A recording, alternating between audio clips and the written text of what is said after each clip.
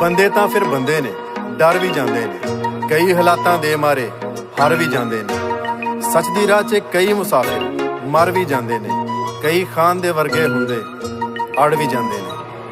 अगर मैं अकेला भी रह गया ना, अकेला, मैं तब भी हकीकी आजादी के लिए इस मुल्क के लिए खड़ा रहूंगा।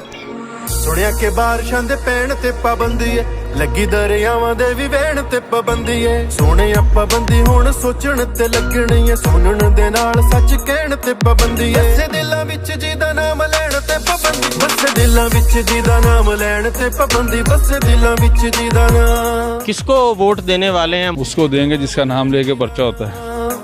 बसे दिलां विच जिहदा नाम लैण ते पाबंदी, बसे दिलां विच जिहदा नाम, बसे दिलां विच जिहदा नाम। जो मीडिया ते बैठे 25-30 दिसदे ने ते लगदी आ बोले ਇਹ रोज विकदे, कल मैथे लाइनां दे हिसाब लिखदे, जेड़े विकण ना